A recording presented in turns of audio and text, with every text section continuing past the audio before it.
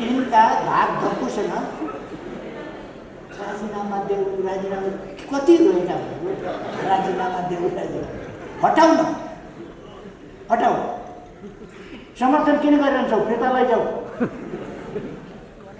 केही पनि गर्न नसक्ने राजीनामा देऊ राजीनामा मसँग बहुमत छ बहुमतको सरकार छ म किन राजीनामा दिन्छु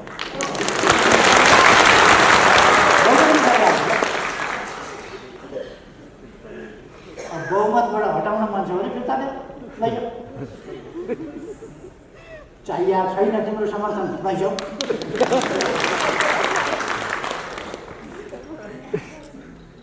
अब कांग्रेस कहाँ जान्छन् ढुँड गराउन जसपा कहाँ जान्छन् ढुँड गराउन अनि एउटा अल्लाफी जाउँछ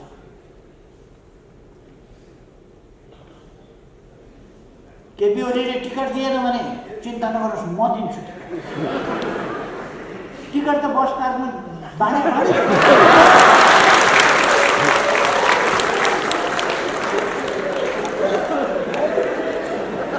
माधव नेपालले टिकट बाँड्न सक्नुहुन्छ अब सांसद एकजना पनि बनाउन सक्नुहुन्न आफै भन्नुहुन्न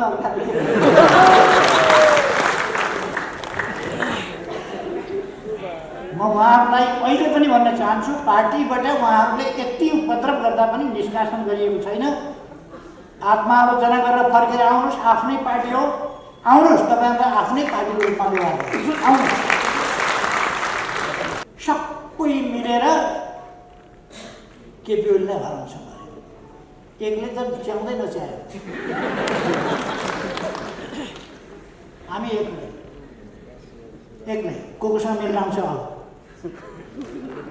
एक्लै लड्छ एक्लै चुनाव लड्छ एक्लै सरकार बनाइदिन्छ जनताको भोटले जनताको अभिमतले कुर्सीबाट उभिनु होला र सबैले मास्क प्रयोग गरिदिनु होला प्लिज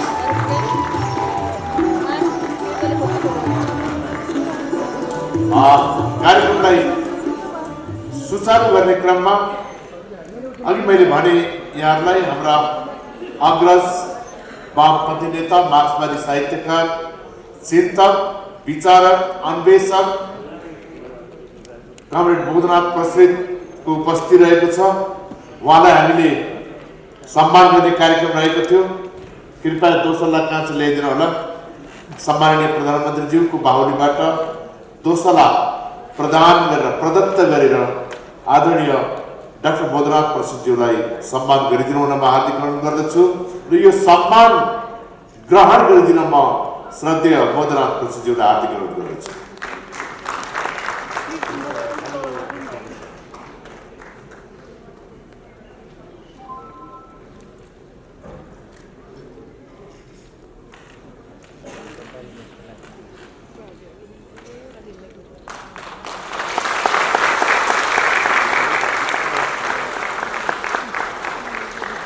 दलित मुक्ति आंदोलन का अग्रज अभियंता कमरेड बोधनाथ प्रसिद्धज्यू हामीसँग दिने अरू प्रपर्टीको रूपमा त छैन हामीसँग भावना छ सम्मान छ त्यही सम्मान हामीले प्रदान गर्यौं यहाँले ग्रहण गरिदिनु भयो हार्दिक आभार व्यक्त गर्दछु अब यसपछि हामीले सर्वाधिक प्रतीक्षा गरेको विषयमा म प्रवेश गर्न चाहन्छु आजको यो राष्ट्रिय भेलालाई सार्वजनिक रूपमा सम्बोधन गरिदिनु हुनमा आजका प्रमुख अतिथि श्रद्धेय पार्टी अध्यक्ष तथा सम्माननीय प्रधानमन्त्री कमरेड केपी शर्मा ओलीज्यूलाई सविनय नम्र निवेदन गर्दछु धन्यवाद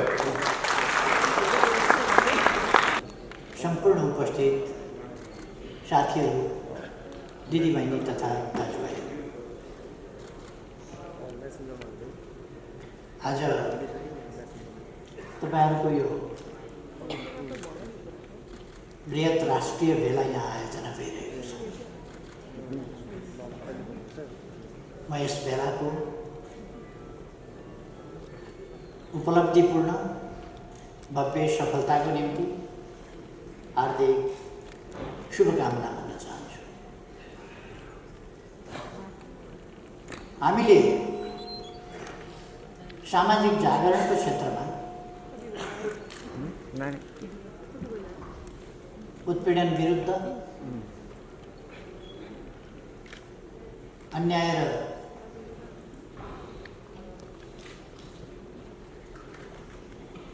असमानता, खिचोमेचोका विरुद्ध, शोषणका विरुद्ध, अपमानका विरुद्ध एउटा लामो लडाइँ लडेर यहाँ आइपुगेका छौँ। यहाँसम्म आइपुग्नका लागि जातीय उत्पीडन विरुद्ध विभिन्न ढङ्गले विभिन्न समयमा योगदान गर्ने हाम्रा तमाम अग्रजहरूप्रति म हार्दिक सम्मान अर्पण गर्न चाहन्छु। यस आन्दोलनका निम्ति बलिदान हुने साथीहरूप्रति सम्मान व्यक्त गर्न चाहन्छु र सबैको योगदानको यस अवसरमा कदर गर्न चाहन्छु। हाम्रो आन्दोलन उपलब्धिपूर्ण ढङ्गले अगाडि बढेको छ र यहाँसम्म आइपुगेको छ। यो आन्दोलनले अझै केही कामहरू गर्न बाँकी छ, अर्थात् अझै थुप्रै कामहरू गर्न बाँकी छ भन्न सकिन्छ र ती कामहरू हामी सचेत प्रयास, स्पष्ट गन्तव्य,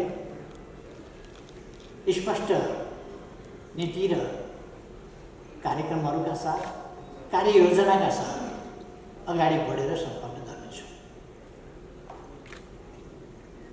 यति बेला हामी समृद्ध नेपाल, सुखी नेपाली यस मूल मन्त्रलाई लिएर, समृद्ध नेपाल, सुखी नेपालीको राष्ट्रिय आकांक्षालाई लिएर, सम्पूर्ण नेपाली जनताको साझा आकांक्षालाई लिएर त्यसलाई साकार पार्ने प्रयासमा जुटिरहेका छौँ। यो प्रयास हामीले सफलतापूर्वक अगाडि बढाएका छौँ र अझ सफलतापूर्वक हामी अगाडि बढाउनेछौँ। विघ्न बाधा रहित छैन यो अभियान। तपाईँ हामी अहिले पनि देखिरहेका छौँ, यस आन्दोलनलाई बाँड्नका लागि, यस आन्दोलनलाई ध्वस्त पार्नका लागि विभिन्न प्रकारका प्रतिक्रियावादी प्रयासहरू, दक्षिणपन्थी प्रयासहरू, ती बाह्य रूपमा देख्दाखेरि जुनसुकै रूपका देखियो तिनले क्रान्तिकारी नारा दिन सक्छन्, तिनले लोकतन्त्रको नारा दिन सक्छन्, विभिन्न प्रकारका नारा दिन सक्छन्, विभिन्न प्रकारका खोल ओढ्न सक्छन्, तर तिनको अन्तर्वस्तु अग्रगामी परिवर्तनको आन्दोलनलाई दिग्भ्रमित गर्ने हो, बिथोल्ने हो, भाँड्ने हो, जनतामा निराशा फैलाउने हो र यो लोकतन्त्र पनि हुँदैन, यी प्रणालीहरू पनि हुँदैनन्, केही हुँदैन, त्यस निष्कर्षमा पुर्याउने। तपाईँ हामी अहिले दुई प्रकारका प्रयासहरू देखिरहेका छौँ। एकातिर अहिलेको लोकतान्त्रिक प्रणालीलाई, त्यो प्रणालीको माला जपेर त्यसलाई असफल पार्ने। अहिले तपाईँ हामी देख्छौँ सङ्घीयताको माला जपेर नथाप्ने, तर सङ्घीयताप्रति जनतामा विद्वेषमा बढाउने। कुनै प्रदेश यस्तो छैन जहाँ समस्या नहोस्, अरू कामै छैन केही। हरेक प्रदेशमा सरकार परिवर्तन, मुख्यमन्त्री परिवर्तन, सरकार परिवर्तन, अविश्वासको प्रस्ताव कागज बोकेका छन्, कुदेका छन् र अपवित्र गठबन्धन, अग्रगामी शक्ति विरुद्धको गठबन्धन, दक्षिणपन्थी होस्, प्रतिक्रियावादी होस्, अतिवादी होस्, जुनसुकै प्रकारका शक्तिहरू हुन्, दक्षिणपन्थी हुन्, वामपन्थी हुन्, सबै प्रकारका को अपवित्र गठबन्धन गरेर अस्थिरता कायम गर्ने, स्थायित्व हुन नदिने तपाईँ हामी प्रयासहरू देखिरहेका छौँ। हरेक प्रदेश जनता के भन्न थालेको छ, यो सङ्घीयता हुँदैन, सङ्घीयता नहुने रहेछ, यो सङ्घीयता चल्ने स्थिति देखिएन। किनभने जनताको कुरा हुँदैन, जनताको कुरा हुनै दिँदैन, विकासको कुरा हुँदैन, द्वेष फैलाउने, घृणा फैलाउने, फाटो बढाउने, अनेकता मचाउने त्यस प्रकारका काम मात्र हुन्छ।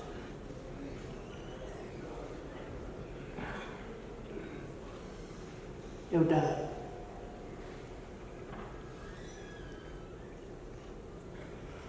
जो मान्छेले देशमा वितन्ना मचाएर लोकतान्त्रिक प्रणाली हुँदाहुँदै लोकतान्त्रिक प्रणालीलाई फाल्छु भनेर दक्षिणपन्थीसँग साँठगाँठ गर्ने, लोकतान्त्रिक र वामपन्थी शक्तिहरूको खेदो खनेर तिनीहरूलाई मार्ने, तिनीहरूलाई ध्वस्त पार्ने, तिनका विरुद्ध हमला केन्द्रित गर्ने उग्र वामपन्थी र दक्षिणपन्थी मिल्ने, त्यो हामीले देखेका। त्यस्तै व्यक्तिहरू अहिले एउटा ठुलो सपना देखेका थिए। मैले एकता र एकीकरणको लागि वामपन्थी आन्दोलनलाई एकजुट बनाउनु पर्छ भनेर प्रयास गरेँ। चुनावी तालमेलबाट प्रयास गरेँ, पार्टी एकीकरणबाट प्रयास गरेँ, एकताबद्ध बनाएर लाने प्रयास गरेँ। त्यसका निम्ति जति जसलाई भाग चाहियो त्यति दिएर प्रयास गरेँ। तर दिइसकेपछि कोही मानिसले भस्मासुरलाई वरदान दिए जस्तै मैले बहुमत दिएँ। बहुमत दिएपछि खोइ यो बहुमतको प्रयोग गरेर टाउका हात राखौँ भनेर मैले साधारण सदस्य पनि नरहने गरी पार्टीबाट निकालेको तपाईँहरूले सुन्नु होला। मैले नै त्यो सब गरेँ, मैले नै अगुवाई गरेर पार्टी एक ठाउँ ल्याएँ। तर उनीहरूलाई चाहिएको रहेछ बहुमत, मलाई चाहिएको त एकता थियो। एकताका निम्ति कसको बहुमत कता बहुमत मैले हेरिरहन आवश्यक पनि ठान्छु। बडो सफा मान्छे, उता पनि उसका पनि मान्छे भरमार भरे त मेरो टाउकामा पो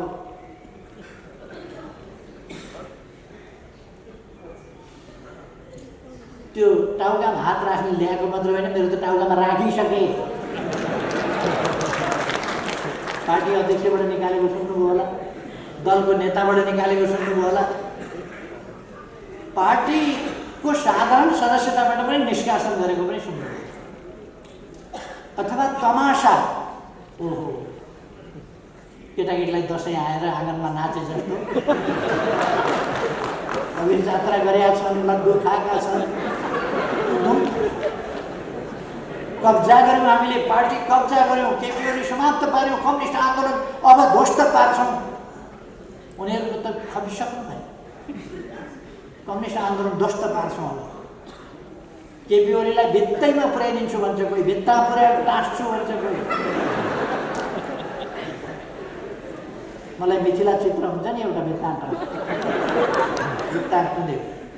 त्यो भित्तामा बनाएको मिथिला चित्र त्यही बनाइदिने, भित्तैमा टाँस्दिने, कोही धुलैमा मिलाइदिने, कोही सिद्ध्याइदिने, कोही समाप्तै पारिदिने। एउटा मात्रै ठाउँ बाँकी थियो। त्यो किन बाँकी थियो भने संसद विघटन भएको थियो, संसद थिएन, त्यस कारण संसद सदस्यताबाट निकाल्न पाएको थिएन। कसैको पनि संसद सदस्यता नभएका बेला कहाँबाट निकाल्नु? संसद विघटन नभएको भए संसदबाट पनि निकाल्थ्यो। पार्टीको साधारण सदस्यताबाट निकाल्नु के हुन्छ? फेरि तिनै मान्छेहरू के भन्छन्, कब्जा गर्ने भन्ने एकातिर अनि एकताको कुरा। पार्टीका सही कार्यकर्ताहरूलाई सबैलाई ठिलठिलो बनाउने, निकाल्ने, फ्याँक्ने, उत्पात मचाउने। ओहो गुडगुडी कस्तो थियो, कबड्डी खेले जस्तो।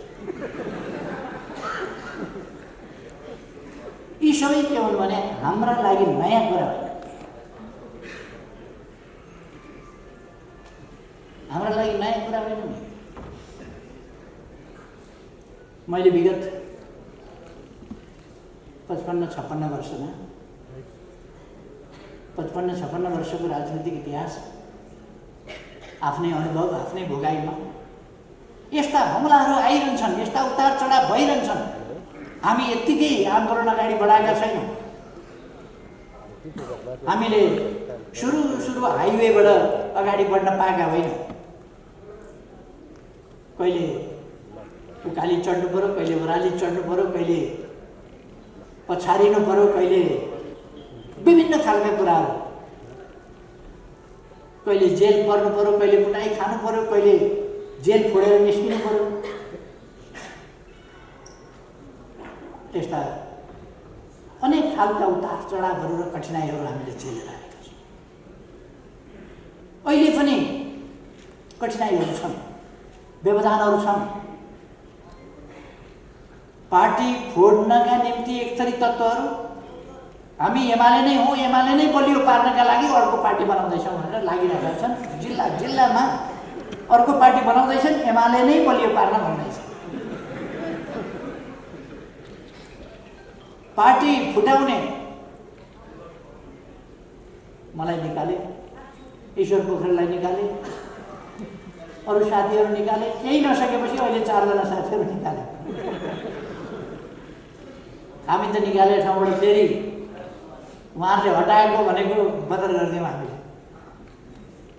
अहिले 4 जना साथीहरू फेरि हटाए।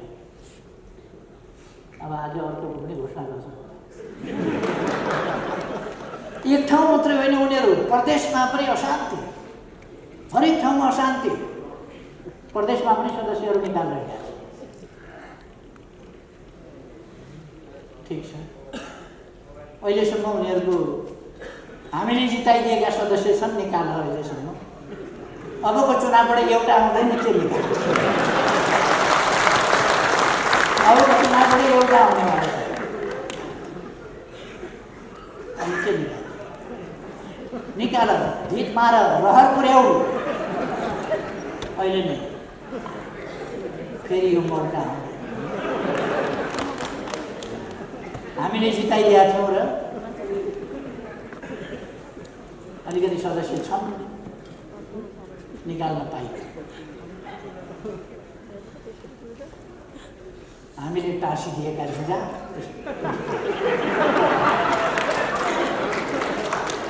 हामीले टाँसिदिया जुगा अलिक दिनपछि त्यो जुगा हामी निकाल्दैछौँ।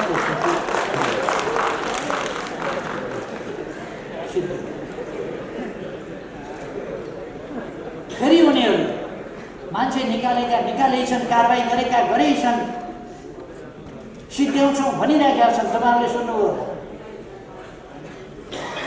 नेकपा एमाले बाहेक सबैसँग मिल्ने। थाहा पाउनुभयो नि, कोसँग चाहिँ नमिल्ने भन्दा कम्युनिस्टसँग नमिल्ने, वामपन्थीसँग नमिल्ने, देश बनाउनेसँग नमिल्ने, अनि उस्ताहरू मिल्ने। विभिन्न रङका तर एउटै। कुखुराको कोही भाले रातो हुन्छ, कोही भाले कालो हुन्छ, कोही भाले छिर्के मिर्के हुन्छ, तर कुखुरैको भाले। यी सबै जो मिल्ने भनेर कुदिराखेका छन्, यी छिर्के मिर्के विभिन्न रङका मात्रै पनि एउटै जातमा, त्यो थाहा पाउनुपर्छ। यिनको उद्देश्य एउटै छ, कम्युनिस्ट आन्दोलन समाप्त पार्ने।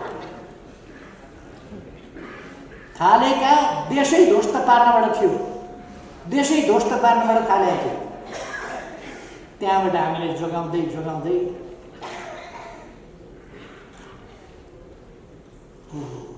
हतियार लिएर युवाहरूलाई उछालेर लोकतन्त्रका विरुद्ध क्रान्ति भनेर क्रान्तिका सपना देखाएर युवाहरूलाई कुदाइयो, मराइयो। 17,000 मान्छे मराइयो। कति विधवा भए, कति टोराटोरी भए, कति आमा बाबु बेसहारा भए, कति घाइते भए, कति अपाङ्ग भए, कति अशक्त भए। अहिलेसम्म त्यो पीडा अरबमा गएर त्यो पीडा सिद्धिएको छैन, सिद्धिँदैन। फर्केर आउँदा पनि पीडा सिद्धिँदैन। अहिलेसम्म ती पीडा छँदैछ। र मान्छे अल्मल्याउन उनीहरू कोसिस गरिरहेछन्। अहिले पनि मैले आफ्नाहरूलाई छोडेछु, गल्ती गरेछु, मैले आफ्नाहरूलाई छोडेर अरूसँग मिलेर जाँदाखेरि अहिले झन्डै 2 तिहाईको पार्टी फुटाएर यो पार्टीको सरकार ढाल्नलाई कांग्रेसका बिन्ती पत्र लिएर जाँदाखेरि आफ्नो छोडियो कि छोडिएन, अन्त गइयो कि गइएन। एकेडेमीको डबलीमा जो भेट्यो त्यही भाइ मन्त्री प्रधानमन्त्री भइदेऊ न, भाइ प्रधानमन्त्री भइदेऊ न। शेरबहादुरजीलाई भेट्यो, दाइ प्रधानमन्त्री भइदिनु। मन्त्रीजीलाई भेट्यो, ए दाइ प्रधानमन्त्री भइदिनु। जता हेऱ्यो प्रधानमन्त्री भइदिनु। किनभने कम्युनिस्ट सरकार ढाल्नु पर्यो क्या, त्यसकारण शेरबहादुरजी भइदिनु पर्यो।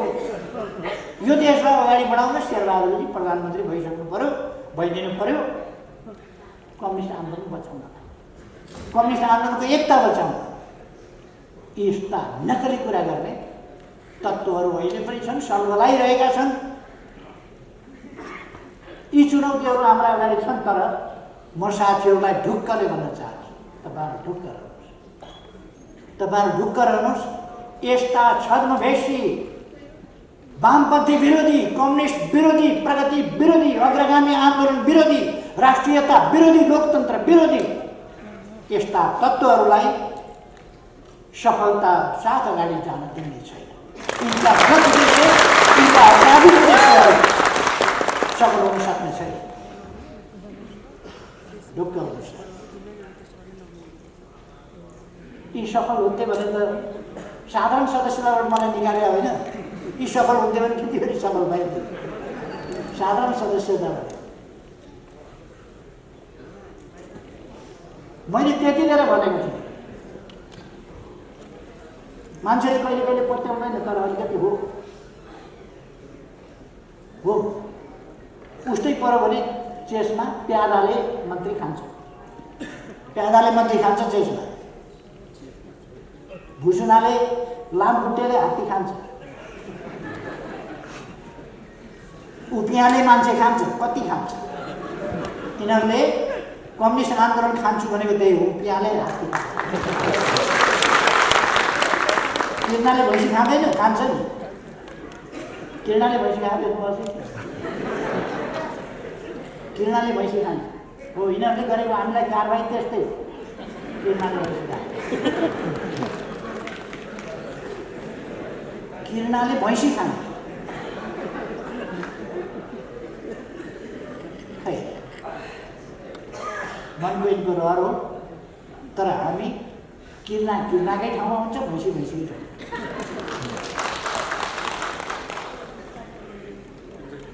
सन्तोष गर्न पाइन्छ, किर्नाले भैँसी खाँदै भैँसी खायो खायो खायो खायो, पुटुक्क भयो, किर्नु पुत्रुक्क झऱ्यो।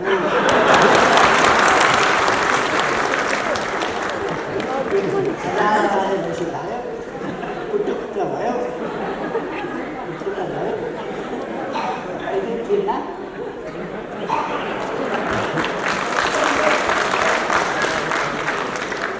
त्यसकारण यिनका धाक धक्कुसँग राजीनामा देऊ, राजीनामा कति रोएका भयो। राजीनामा देऊ, राजीनामा हटाऊ। समर्थन किन गरिरहन्छौ, फिर्ता लैजाऊ। केही पनि गर्न नसक्ने राजीनामा देऊ, राजीनामा। मसँग बहुमत छ, बहुमतको सरकार छ, म किन राजीनामा दिन्छु। बहुमतको सरकार छ, बहुमतबाट हटाउन मन छ भने फिर्ता देऊ, लैजाऊ। चाहिएको छैन तिम्रो समर्थन, लैजाऊ।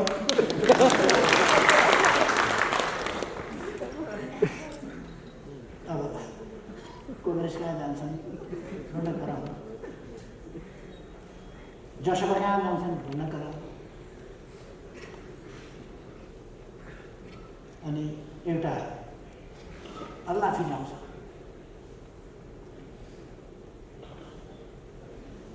केपी ओलीले टिकट दिएन भने चिन्ता नगर्नुहोस्, म दिन्छु टिकट त बस पार्कमा बाँडा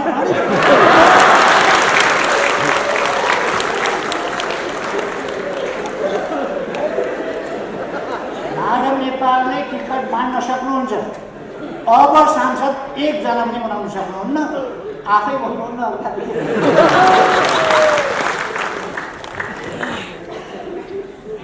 म उहाँहरूलाई अहिले पनि भन्न चाहन्छु, पार्टीबाट उहाँहरूले यति उपद्रव गर्दा पनि निष्कासन गरिएको छैन।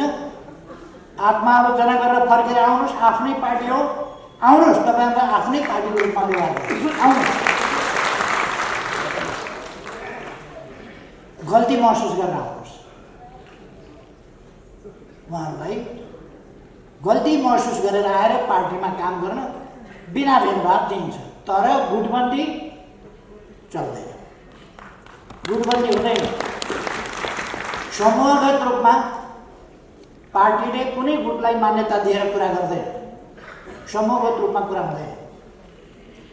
व्यक्तिगत तवरमा हामी पार्टी सदस्यता व्यक्तिगत रूपमा लिने, पार्टी फुटाएर फुटेको एउटा चोइटोलाई पार्टीको मान्यता कहिले पनि दिँदैन, कहिले पनि दिँदैन।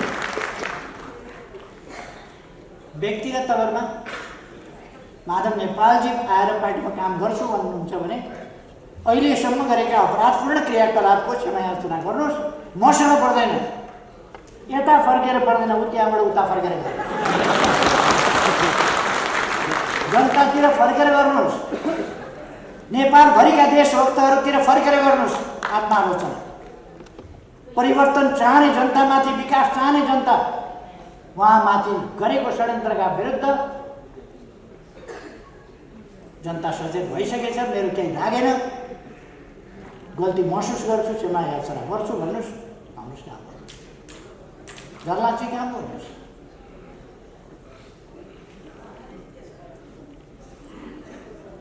होइन भने सहने एउटा हदसम्म हुन्छ। मेरा विरुद्धको कुरा सबै सहन्छु, मेरा विरुद्धको मैले उहिले पनि एकपल्ट भनेको थिएँ, मेरा विरुद्ध जे गर्नुहोस् सहन्छु। गाली गर्नुहोस्, मुख छाड्नुहोस्, छाड्नै गएको छ, गाली गर्नै गएको छ, गर्नुहोस्। तर पार्टीलाई ध्वस्त पार्न खोज्नुभयो भने बगिनी तबसम्म चुप हुन्छ जबसम्म डम्बरुमाथि खतरा हुँदैन। पार्टीमाथि धावा पर्नुभयो भने ठिक लगाइनेछ। पार्टीमाथि धावा बोलिरहनु भएको छ, तर म सीमा हेरिरहेको छु। तपाईँहरूलाई मात्रै निष्कासन गर्न आउने होइन, हामीलाई पनि निष्कासन गर्न आउँछ भन्ने सम्झना राख्नु। खै म यो के प्रसङ्गमा मात्रै भन्दै थिएँ भने हाम्रा अगाडि चुनौतीहरू छन्, जनताहरूमा ल्याउन खोज्ने तत्त्वहरू छन्, जनताको शक्तिलाई तहस नहस पार्न खोज्ने शक्तिहरू छन्। अस्तिको दिन प्रचण्डले भनेको सुन्नु भएन? सबै मिलेर केपी ओलीलाई हराउँछ, एकले त च्याउँदै नच्यायो। हामी एक्लै कोसँग मिलेर आउँछ, एक्लै लड्छ, एक्लै चुनाव लड्छ, एक्लै सरकार बनाइदिन्छ। जनताको भोटले, जनताको अभिमतले हामीसँग लड्ने एक्लै कसैले पनि नचितायो हुन्छ नेपाल। ठिक भन्नुभयो प्रचण्डले, कहिले कहिले साँचो कुरा बोल्नु, सबै मिलेर एमालेका विरुद्ध लड्छौँ, गर्नै त्यसै पर्छ। एक्लै नचितायो हुन्छ, सबै मिलेर। देशभरिका जनता एकजुट हौँ, देशभरिका प्रतिक्रियावादी पनि एकजुट भएर केही छ। हामी फाटो चाहँदैन, अनावश्यक उत्तेजना चाहँदैन, तर कसैले फाटो बढाउन खोज्छ, उत्तेजना बढाउन खोज्छ, हामी त्यसबाट घबराउँदैन। नेकपा एमाले जाल जेल षड्यन्त्र टिक्डमबाट सरकारमा पुगेको पार्टी होइन। मैले पहिलोपल्ट मलाई सरकारबाट प्रधानमन्त्रीबाट हटाउँदा पनि मैले भनेको थिएँ हामी जस्केलाबाट छिरेर आएका पनि होइनौँ, जस्केलाबाट छिरेर आउँदा पनि आउँदैनौँ, झ्यालबाट छिरेर पनि भित्र पस्दैनौँ, राजमार्गबाट आउँछौँ, चुनावको माध्यमबाट राजमार्गबाट सिंहदरबारको मूल गेटको ढोका खोलेर भित्र पस्छौँ र संसदको पनि सरकारको पनि ढोकाबाट भित्र पस्छौँ, झ्यालबाट भेन्टिलेटरबाट त्यस्ताबाट होइन। हामी लामखुट्टे मच्छर झिका किरा फटेङ्ग्रा जस्तो झ्यालतिरबाट पस्दैन, त्यस्तो पस्ने होइन, हामी ढोकाबाट पस्छौँ।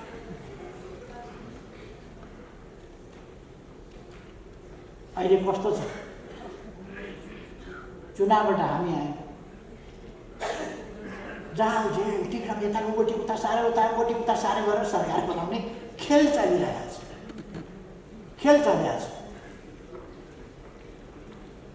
प्रतिनिधि सभालाई बन्धक बनाइएको छ। प्रतिनिधि सभालाई पहिलो दिन संविधान सभामा पेश गर्नुपर्ने अध्यादेशहरू सभामुखले पेश गर्न दिनु भएन।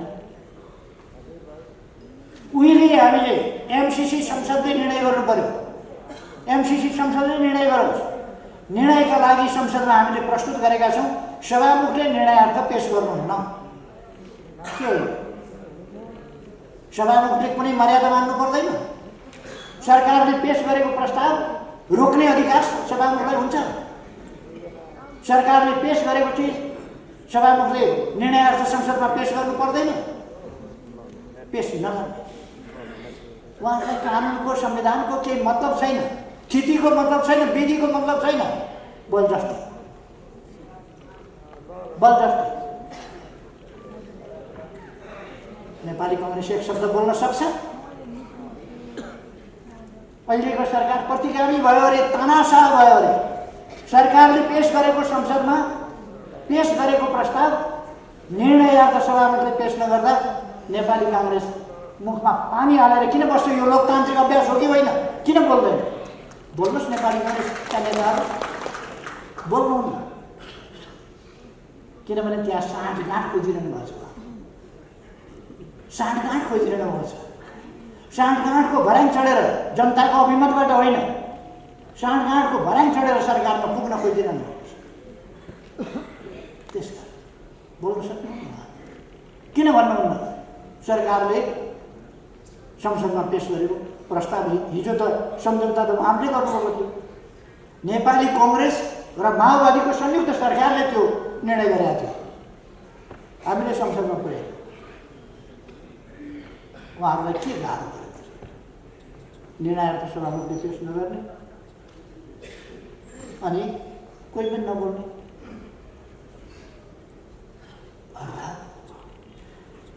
यस्ता अलोकतान्त्रिक अभ्यासहरू छन्।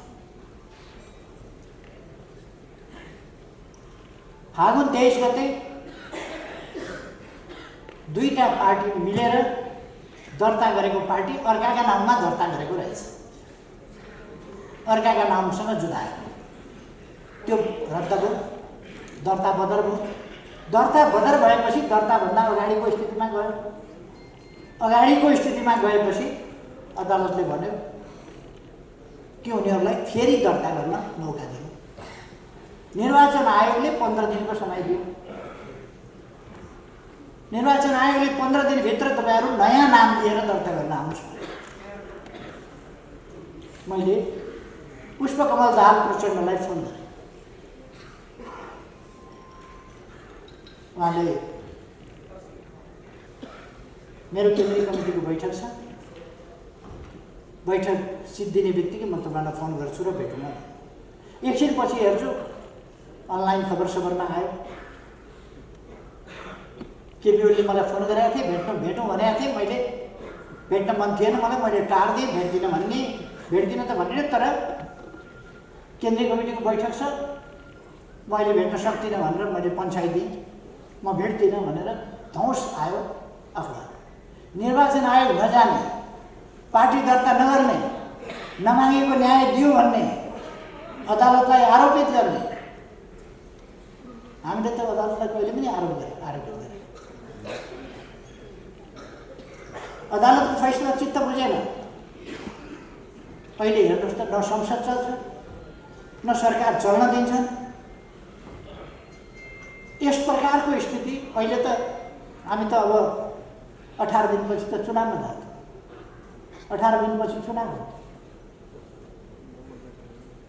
त्यसपछि नयाँ जनादेशबाट अर्को प्रकारको प्रदेश सभा बन्थ्यो जसबाट मुलुक अगाडि बढ्न सक्थ्यो। अहिले हेर्नुहोस् त, देशको लगानी खर्च भइरहेको छ, समय बर्बाद भइरहेको छ। प्रदेश सभा फागुन 11 गते, अब 2 महिना हुन लाग्यो। फागुन 11 गते पुनर्स्थापना भयो। 23 गतेदेखि अधिवेशन चालु छ। फागुन 23 गतेदेखि 6 महिना त भयो, अधिवेशन चालु छ। तर अधिवेशनमा के भयो त, अहिले गालमुखाल सुरु गर्छ, अभद्रता सुरु भएको छ। नेताहरू कसरी बोलिरहनु भएको छ, सांसदहरू कसरी बोलिरहनु भएको छ, काम के भइरहेको छ,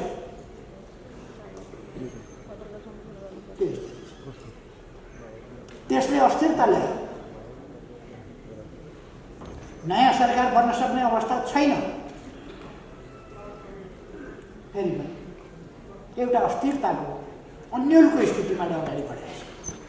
तर पनि हामीले भने अदालतको फैसला मान्छौँ, कार्यान्वयन गर्छौँ। हामीले अदालतको फैसला मान्यौँ, कार्यान्वयन गर्यौँ। हाम्रो कुरा के हो? उहाँहरूमा किन असहिष्णुता? किन उहाँहरू आफूलाई अनुकूल भयो भने अबिर जात्रा, अब के खाएको नभन्नु, कति भन्नु, रमाइलो हामी उत्सव मनाइरहेका थियौँ भन्नुहुन्छ उहाँहरू। फेरि अर्को अदालतको फैसलाले टाउकोमा घनले हाने जस्तो एउटा चाहिँ मुखा लड्डु हाले जस्तो हो, अर्को चाहिँ टाउका घन हाल्यो। अदालतको फैसलासँग किन त्यस्तो? लोकतान्त्रिक संस्कार छैन, लोकतान्त्रिक तरिका छैन, अभ्यास छैन। नेपाली काङ्ग्रेसले हामीले संसद विघटनको सिफारिस गरेर संसद विघटन भएपछि काङ्ग्रेसको प्रतिक्रिया आयो। विघटनको सिफारिस, विघटन असंवैधानिक छ, चुनाव चाहिँ हुनुपर्छ, लोकतान्त्रिक छ। अस्ति विघटन गरेको असंवैधानिक थियो। अब त विघटन बाहेक उपाय नै छैन। नेपाली काङ्ग्रेसका नेताहरूको आज मात्रैका टिप्पणी पनि तपाईँहरूले सुनिराख्नुभएको होला। अब उपाय नै छैन चुनाव बाहेकहरूको, चुनावै हो। उहाँहरू पनि भन्नुहुन्छ चुनावै हो भने, चुनावै गर्नुपर्छ भने फेरि किन उहाँहरू किन त्यो चुनावबाट भागिरहनु? खै, हामी यस्ता विभिन्न खालका भ्रम फिजाउने कुराहरू, अलमल्याउने कुराहरू, देशको विकास देख्न नसक्ने कुराहरू, यी 3 वर्षमा हामीले असाधारण उन्नति, असाधारण प्रगति र विकास गरेका छौँ। देश बाटाघाटादेखि लिएर अनेक क्षेत्रमा जनताको मनोबल स्तरी उठेको छ। भन्नुहोस् न, मनोबल कसरी उठेको छ? साधारण भने हुन्छ। खेलकुदको 13औं सागसम्म त्यहाँ खेलकुद मन्त्रीजी हुनुहुन्छ। योभन्दा अघिल्लो 12औं सागमा 3वटा स्वर्ण पदक पाए। यसपल्ट 51वटा स्वर्ण पदक कसरी आयो? नेपालीमा नेपालीपन, स्वाभिमान, त्यो आत्मगौरव जागृत। त्यसकारण 17 गुणा बढी, एउटा गेमबाट अर्को गेममा पुग्दा 17 गुणा बढी। यसपल्ट त्रिदेशीय गेममा हामीले फुटबलमा प्रथम स्थान हासिल कसरी गऱ्यौँ? मनोबल बेग्लै भएको छ। नेपालीपन जागेको छ। नेपालीले गर्न सक्छ केही भन्ने जागेको छ। यस्ता कुराहरू हामी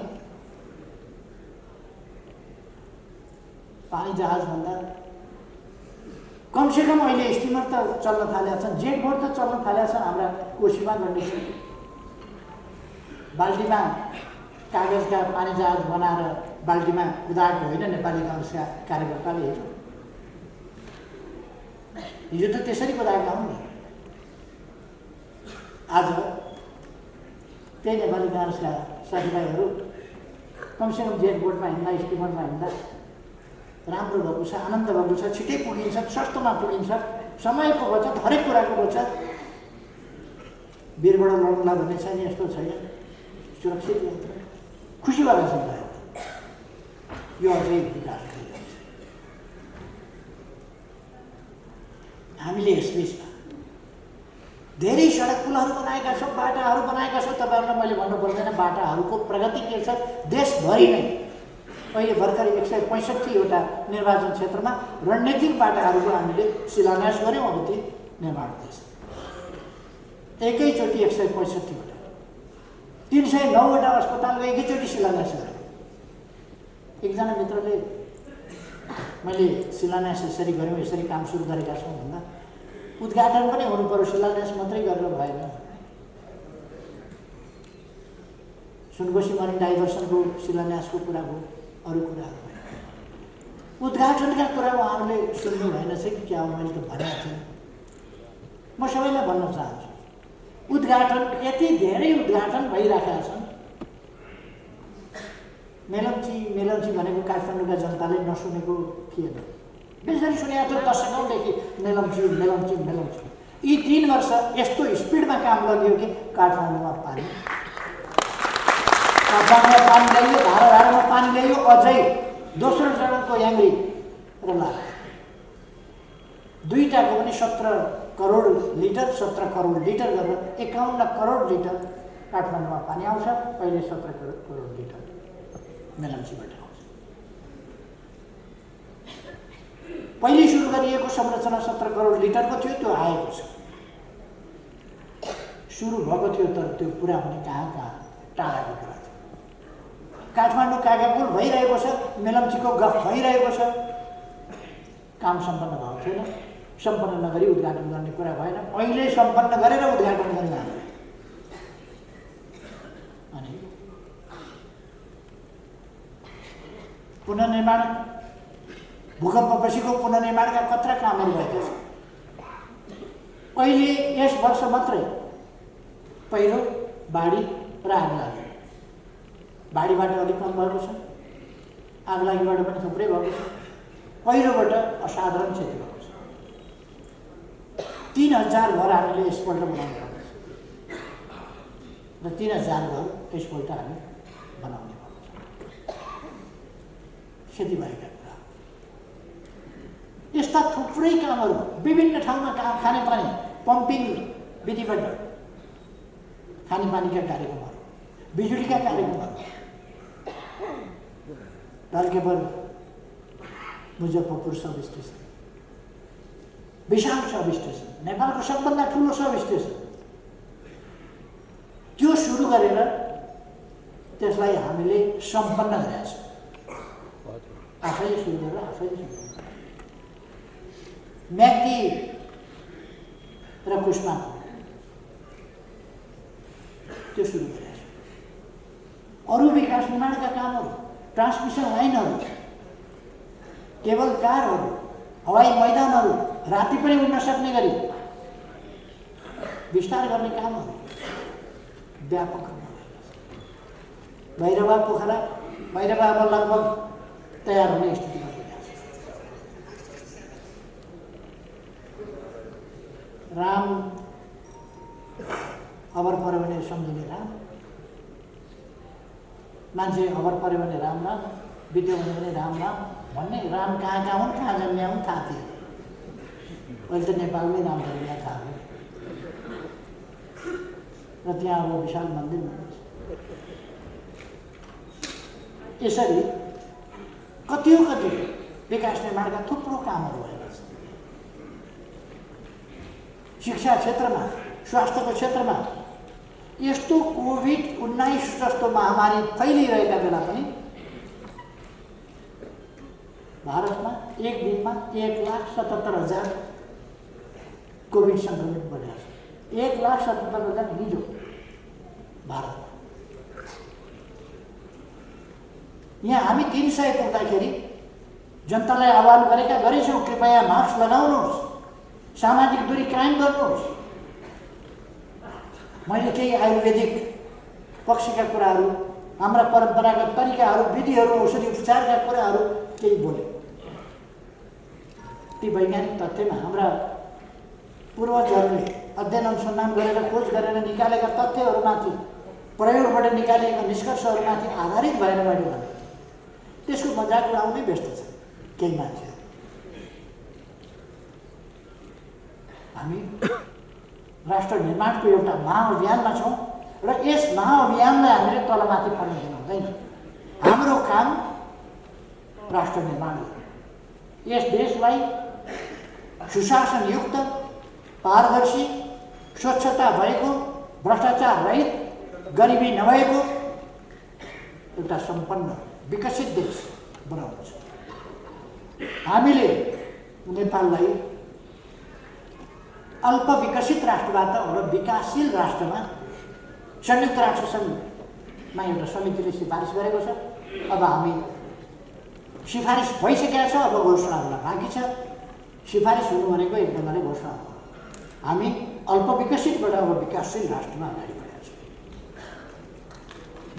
हामी सन् 2030 सम्मका दिगो विकास लक्ष्यहरू पुरा गर्दैछौँ।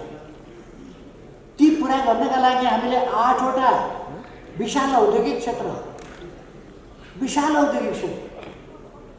तिनीहरूको भर्खरै शिलान्यास गरेका छौँ। हामी उद्योगिक व्यवसायीहरूलाई भनिरहेका छौँ, देशभित्रका देश बाहिरकालाई भनिरहेका छौँ, अब नेपालमा हिंसा छैन। पृथकतावादलाई हामीले अन्त्य गर्यौँ। पृथकतावादलाई सम्मानको माध्यमबाट हामीले शान्तिपूर्ण राजनीतिको मूलधारमा, संवैधानिक धारमा ल्यायौँ। त्यसै गरेर हिंसाको राजनीति अपनाइरहेका समूहहरूलाई पनि हिंसा छोडाएर शान्तिपूर्ण राजनीतिको मूलधारमा ल्यायौँ। अब देशमा विकासको सम्भावना प्रबल भएर गएको छ। त्यसै कारण केही तत्त्वहरू अब देश विकास हुने भयो। सरकारले कम्मर कसो देश विकास गर्न छटपटाएका छन्। त्यसै कारण छटपटाएका छन्। कतिलाई लागेको छ देश विकास भयो भने प्रधानमन्त्री केपी ओली छ, उसलाई जस जान्छ। मलाई जस चाहिएको छैन, देश विकास चाहियो। जसका लागि म मिलेको छैन। देश विकास हुनु पर्यो। मेरो सङ्कल्प, मेरो उद्देश्य, मेरो कर्तव्य भनेको देश विकास हो। देश विकासको यस गतिलाई, यस अभियानलाई कसैले रोक्न सक्दैन, रोक्न दिनु हुँदैन कसैलाई, र हामीले यसलाई सुरक्षित ढङ्गले अनवरत अगाडि बढाउनुपर्छ। अहिले यो सरकार फेरि हाल्नुपर्ने न फेरि नहुने के भयो? छँदाको 2/3 लगभग 2/3 2-3 भोट 4 भोट नपुग्यो। 2/3 सरकार ढालेर, आफ्नै 2/3 सरकार ढालेर अनि नेपाली काङ्ग्रेसका हल बाँधेर प्रचण्ड र माधव नेपाल प्रधानमन्त्री खाइदिनुहोस् भनेर जानुको कारण के हो? आफ्नै सरकार ढाल्ने, वामपन्थी सरकार ढाल्ने अनि सुदृढ सरकार ढाल्ने, मिर जाफरहरू हुनेहरू, मिर कासिमहरू हुनेहरू, अन्तर्घातीहरू हुनेहरू, भित्रबाट आन्दोलनलाई ध्वस्त पार्ने तत्त्वहरू हुनेहरू। यी तत्त्वहरू पार्टीमा छैनन्। 3 वर्ष काम त हामीले गऱ्यौँ। कसरी गऱ्यौँ? हिँड्न खोज्यो भने यताबाट खुट्टो समातेको छ, यताबाट खुट्टो समातेको छ, यताबाट दौरा फेरि समातेको छ, यता कोट तानेको छ। हिँड्नै न, काम गर्नै नदिने, अगाडि बढ्नै नदिने, न्यु खोजिएको छ। तपाईँहरूले सुन्नुभयो, सधैँ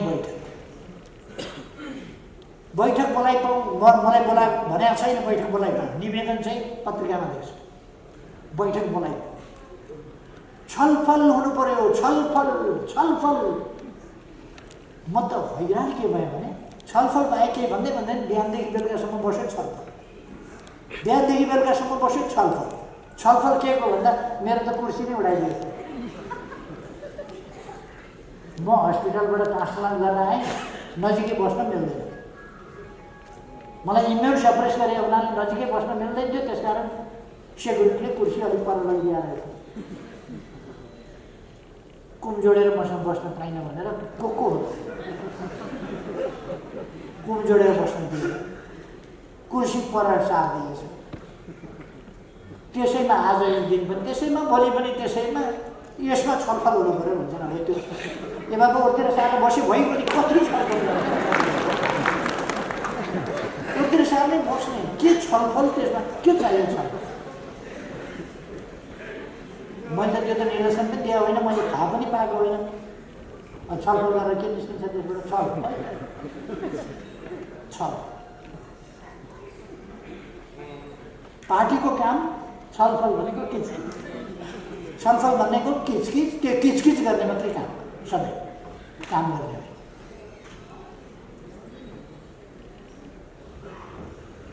हामी सामाजिक न्याय र समानता सहितको हाम्रो समाज पछौटेपनमा रह्यो। अनेक हिसाबले, वैचारिक हिसाबले, आर्थिक हिसाबले, सामाजिक हिसाबले, सांस्कृतिक हिसाबले, अनेक हिसाबले हाम्रो समाज पछौटे रह्यो। हाम्रो समाज वर्णाश्रम व्यवस्थामा बाँडियो। सामन्ती शासकहरूले बाँडे वर्णाश्रम व्यवस्था। मान्छेलाई अछुत अपमान गरे।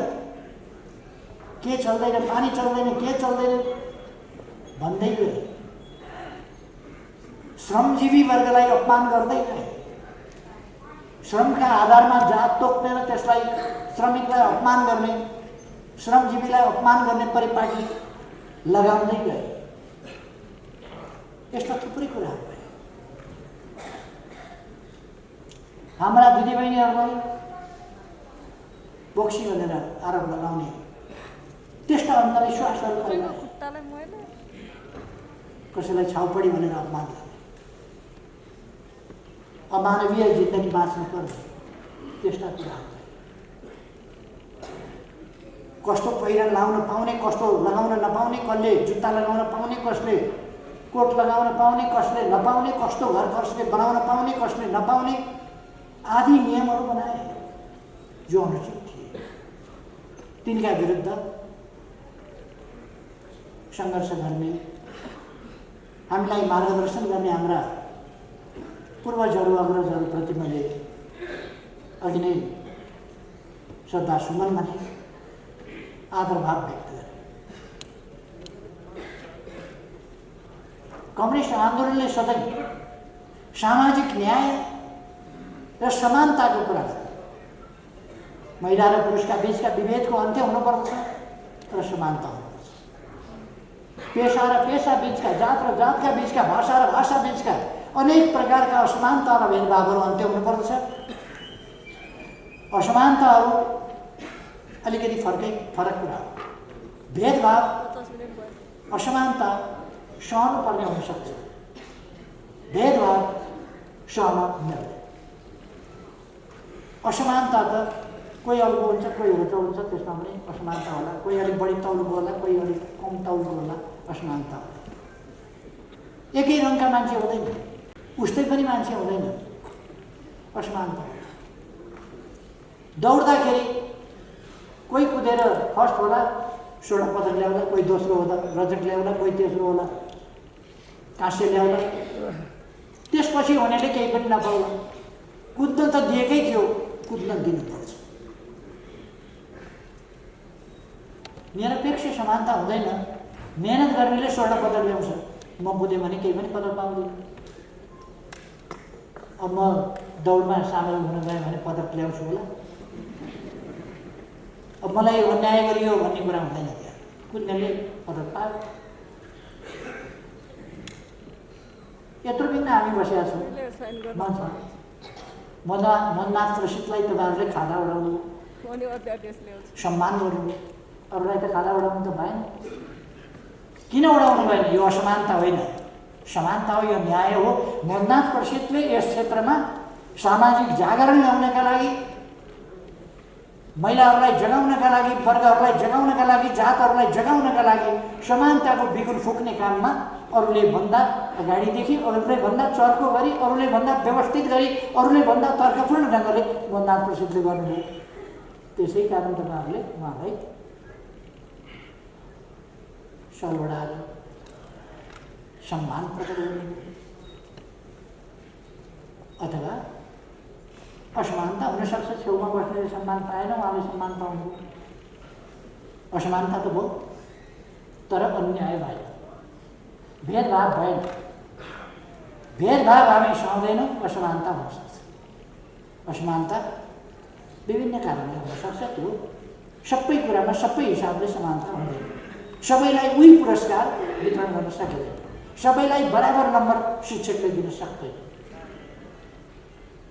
त्यसर्थ आफ्नो काम अनुसारको प्रतिफल हुनसक्छ, तर अवसर सम्मान सबैलाई उत्तिकै अवसर दिनुपर्छ, उत्तिकै अधिकार दिनुपर्छ र उत्तिकै सम्मान सबैलाई दिनुपर्छ। उत्तिकै अधिकार, उत्तिकै अवसर, उत्तिकै सुरक्षा, उत्तिकै सम्मान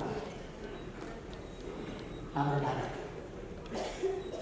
राष्ट्रले उपलब्धि गर्छ, राष्ट्रका उपलब्धिमा कसैको बढी हिस्सा र कसैको कम हिस्सा होइन।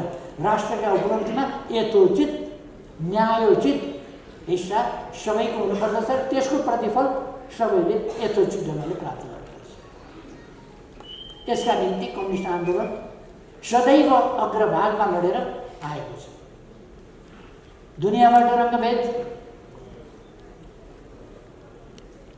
रङ्गभेद विरोधी आन्दोलन चल्नभन्दा अगाडिदेखि समानताको पक्षमा, असमानताको विरोधमा, भेदभावको विरोधमा लड्ने जागरुक योद्धाहरू निस्किए।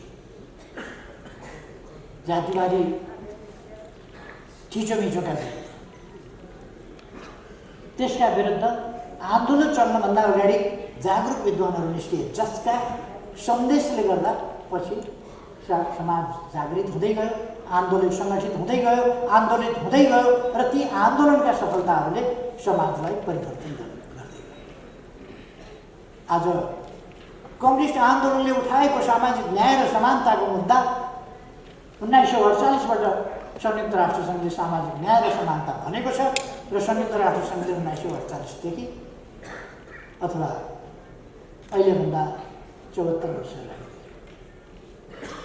74 वर्ष अगाडिदेखि संयुक्त राष्ट्रसङ्घले यसलाई विधिवत मान्यता दिएको छ। विभिन्न प्रकारका असमानताहरूको अर्थ, असमानता भनेको असभ्यताको अर्को नाम। जो मान्छे सभ्य छ उसले असमानता स्वीकार्दैन, जो मान्छे सचेत छ, सभ्य छ, उसले अर्काप्रति अपमान, भेदभाव जस्ता कुराहरू गर्दैन। जब सभ्यताको सिँढी त्यहाँ पुगेको छैन मान्छे भने त्यसले असमानता र अपमान गर्छ।